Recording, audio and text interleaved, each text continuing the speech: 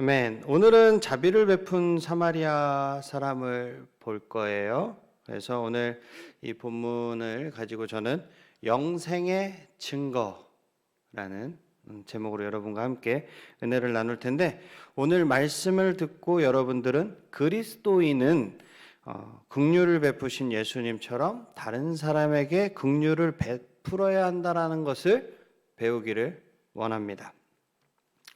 여러분, 그 이야기 중에 질문이 잘못되었어요 라는 이야기를 들어본 적이 있나요? 이 말은 어떤 열띤 논쟁이나 토론 중에 이따금씩 들을 수 있는 말이에요. 이야기가 아니라 말이에요.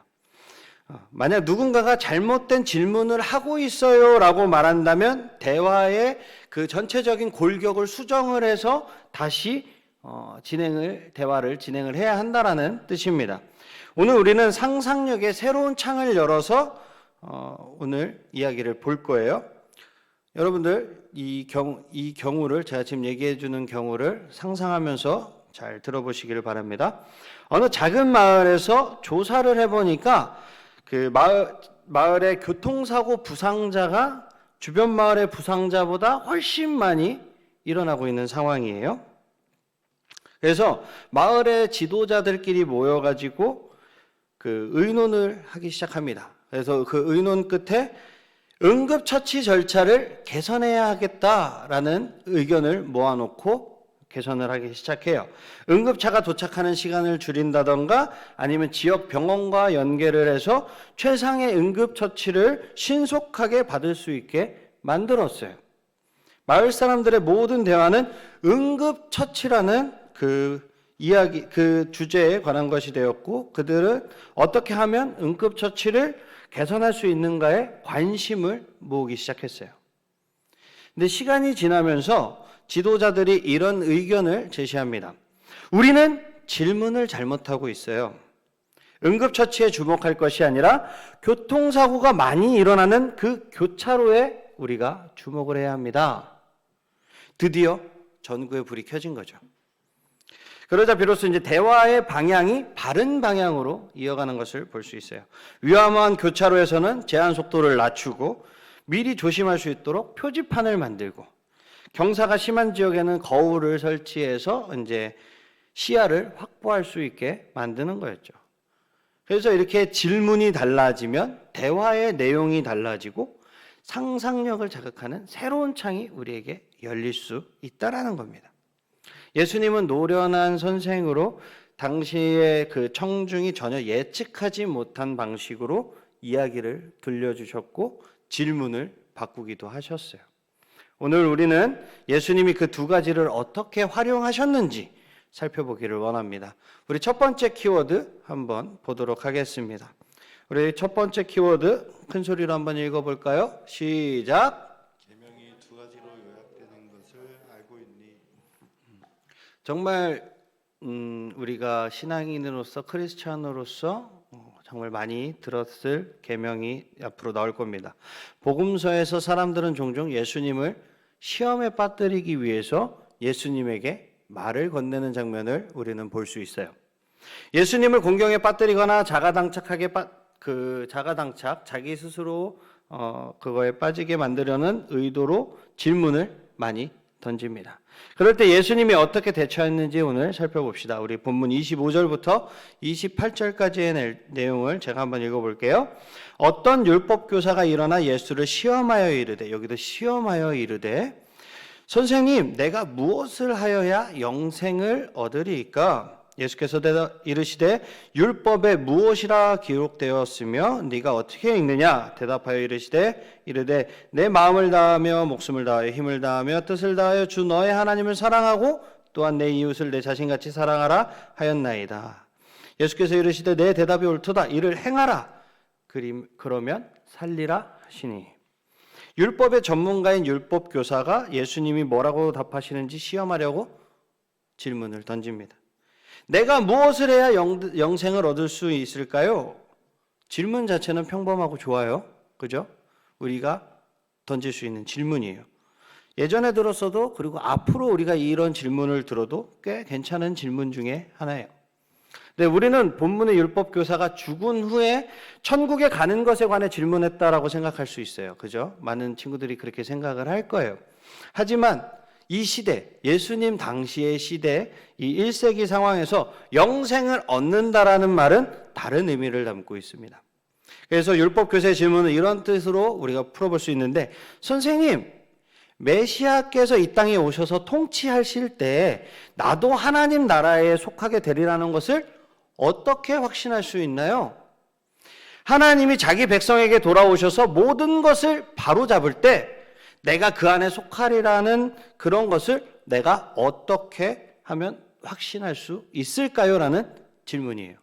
이 질문에 예수님의 대답은 이런 의미가 좀 담겨 있어요. 너 율법교사지?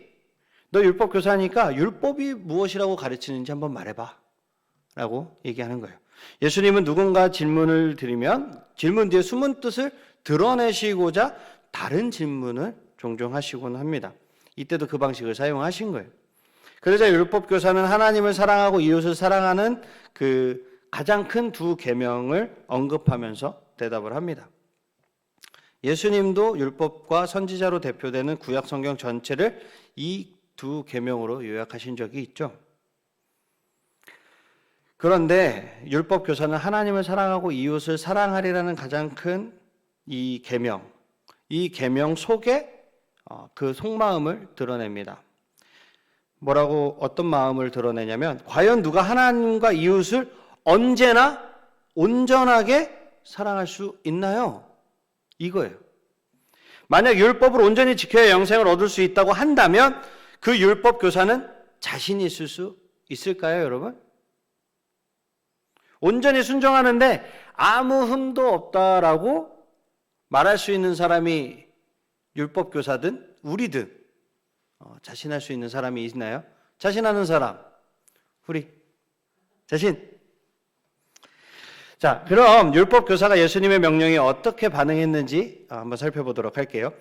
그거에 앞서서 우리가 예수님이 굴하지 않고 양보 없이 묘사하신 그 희망사항을 잠깐 눈여겨볼 건데요. 하나님 나라에서의 삶은 하나님과 다른 사람을 향한 삶이다. 이것을 우리가 볼 수 있어요. 하나님과 다른 사람들을 사랑하지 않는 사람은 하나님의 그 새로운 세상, 새 창조된 그 세상에 들어갈 수 없다라는 거예요. 그래서 우리 두 번째 키워드 한번 보도록 하겠습니다. 우리 두 번째 키워드 큰 목소리로 한번 읽어볼게요. 시작. 누가 그에게 다가가는가를 봐라. 영생을 얻고 싶으면 하나님을 사랑하고 이웃을 사랑하라는 이 간단한 문답 같지만 이것은 온전한 헌신을 뜻하고 있는 거예요.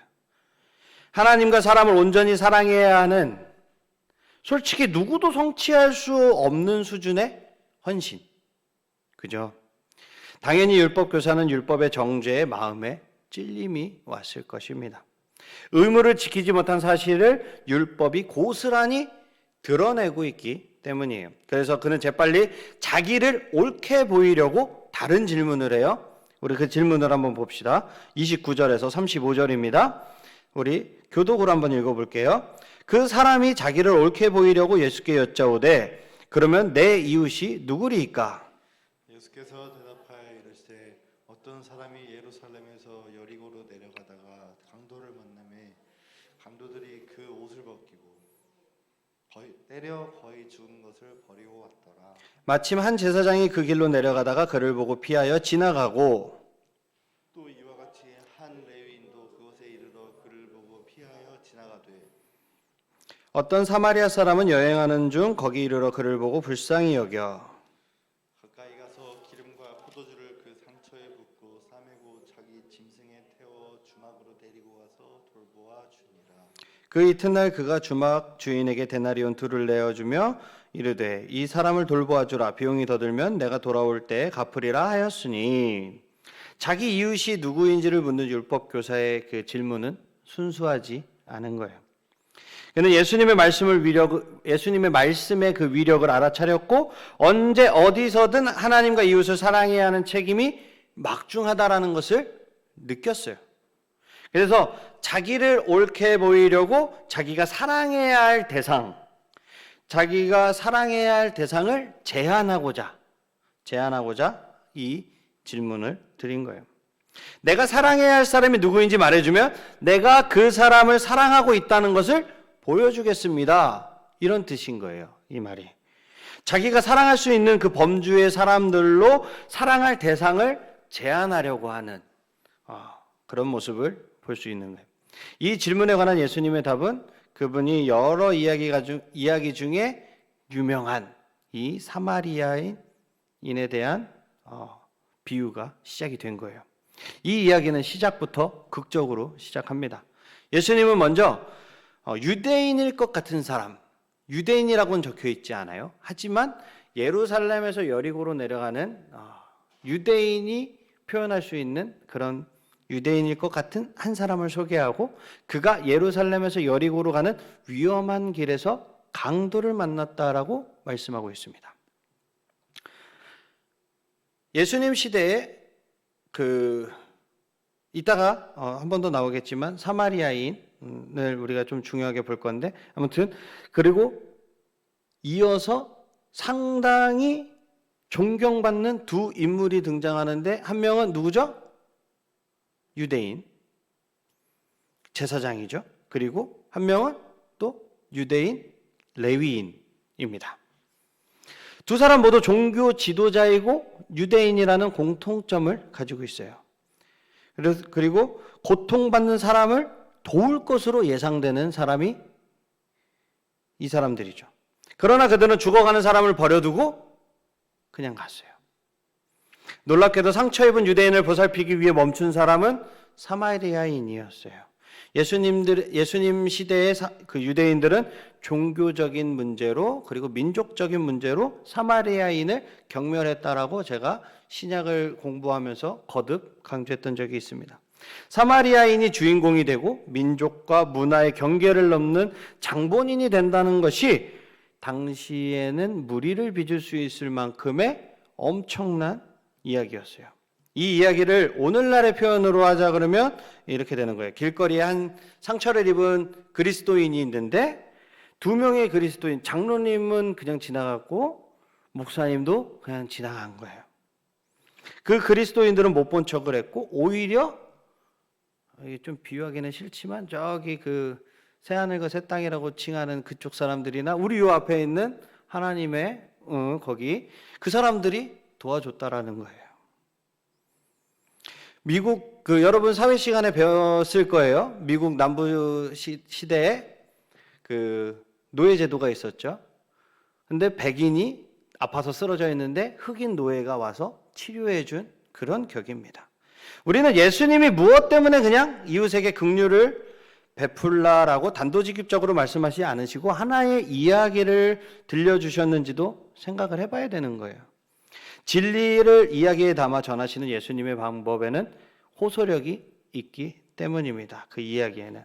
그래서 예수님이 무슨 이야기를 하실 거냐? 세 번째 키워드로 보도록 하겠습니다. 우리 세 번째 키워드 큰 목소리로 한번 읽어보도록 하겠습니다. 시작! 너도 그렇게 살 수 있겠니? 예수님은 선한 사마리아인 이 이야기를 들려주시고 물으셨어요. 예수님의 질문이 율법 교사의 처음 질문과 어떻게 다른지 한번 살펴보세요. 우리 36절, 37절 보도록 하겠습니다. 자, 우리 친구들 한 목소리로 한번 읽어볼까요? 시작! 이 세 사람 중에 누가 강도받는 자의 이웃이 되겠느냐? 이르되 자비를 베푼 자니이다. 예수께서 이르시되 가서 너도 이와 같이 하라 하시니라. 예수님의 질문이 어떻게 변했습니까? 어떻게 변했어요? 율법 교사는 이웃이 누구인지 질문을 했지만 예수님은 네가 누구에게 이웃이 될 수 있겠느냐라고 물으시면서 초점을 바꾸시는 거예요. 예수님의 이웃의 범주를 몇 명으로 제한하지 않고 그 경계를 확장하신 거예요. 예수님의 질문을 받은 율법 교사가 대답하는 태도를 보니까 그는 예수님이 들려주신 이야기에 나오는 사마리아인을 그다지 칭찬하고 싶지 않았던 거예요. 그러니까 사마리아인이요 이러고선 대답한 게 아니라 뭐라고 대답하죠? 자비를 베푼 자니이다. 예수님은 가서 이와 같이 하라고 그에게 율법교사에게 말씀합니다. 자비를 베푼 사람이 되라는 거죠. 그 말씀은 이웃에게 베풀어 긍휼의 양을 채우라는 뜻이 아니에요.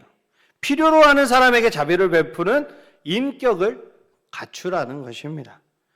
예수님의 이야기는 의무를 완수한다라는 자세로 행위 목록을 실행하고 실천하는 것이 아니라 진심에서 우러나는 변화를 가져야 한다라는 것이에요. 아시겠어요, 여러분? 그렇게 살아가실 거죠? 나의 이웃이 누구인가가 아니라 내가 너의 이웃이 되어줄게. 이런 마음으로 살아가는 여러분들이 되시기를 축복합니다. 여러분, 자비를 베푸는 행동을 한 것과 자비로운 사람이 되는 그 차이점이 무엇이라고 생각하십니까? 말씀을 정리하면서 이것을 대답해 드리도록 하겠습니다. 선한 사마리아인의 이 비유는 내 이웃은 누구인지를 묻는 율법교사의 질문에 예수님이 의도를 가지고 해주신 답변이에요. 그죠? 하나의 예화이지만 그것이 답변입니다. 하지만 다른 한편으로는 예수님이 우리에게 오셔서 엄청난 대가를 치르고 긍휼을 베푸신 분임을 암시하는 거예요. 예수님은 우리가 속수무책으로 쓰러져 있을 때, 우리의 안녕을 위한 대가를 치르시고 긍휼을 베풀어 주신 위대한 사마리아인이라는 거예요. 이렇게 비유할 수 있다라는 거예요. 이것은 그야말로 율법 교사가 배워야 할 교훈 중에 하나입니다. 그리고 우리도 이 시대에 지금 우리가 배워야 하는 교훈입니다.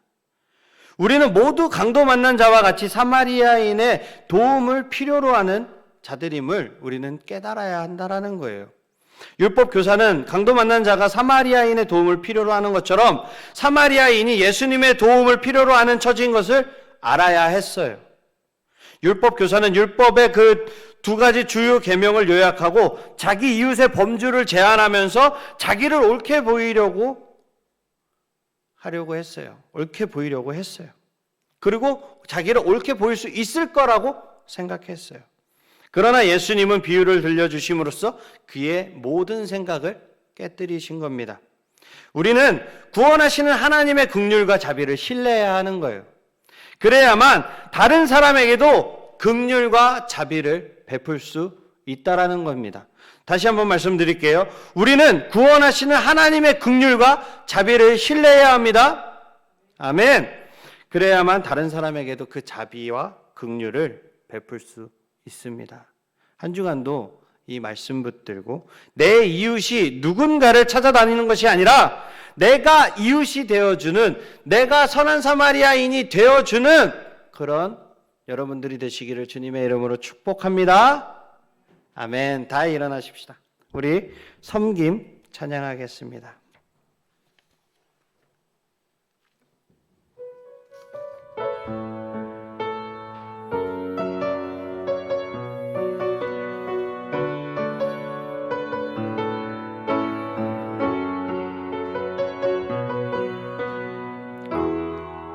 하늘의 영광을 다 버리고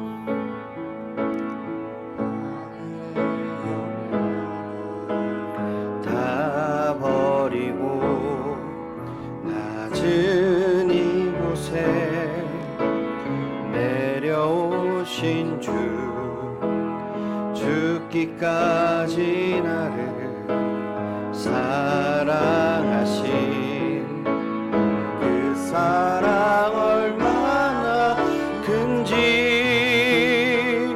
우리가 높아지면 그가 낮추시리, 우리가 낮아지면 그가 높이시리.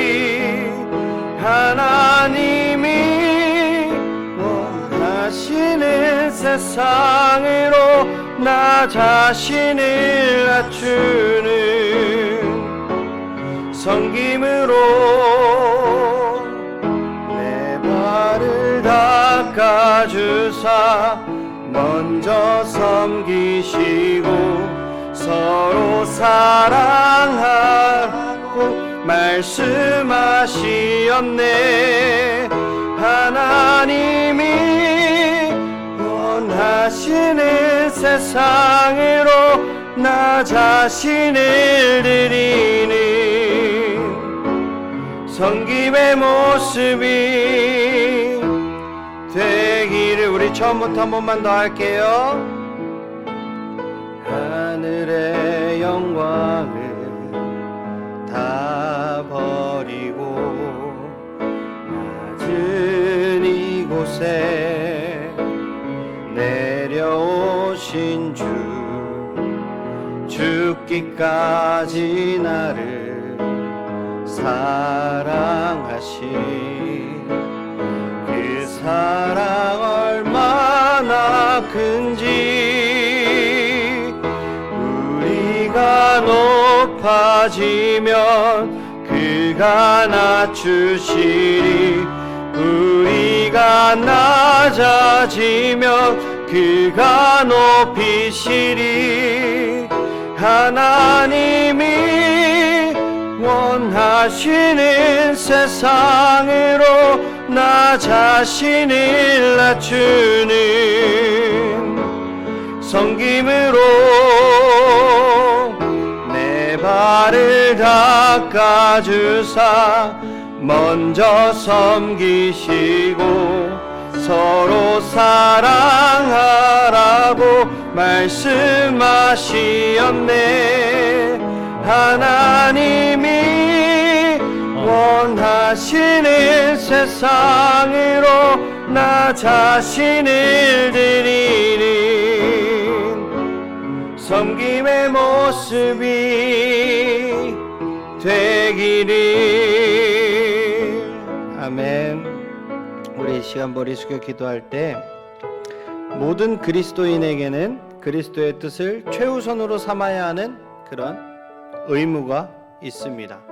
사회를 개선하고 사람들 사이에 의를 세우는 모든 수단과 방법은 그리스도 안에 있는 하나님의 구원의 은혜로 말미암아 거듭난 우리 개개인들 안에 뿌리를 받고 있을 때만 진정으로 그리고 영구적으로 도움이 될 수 있어요.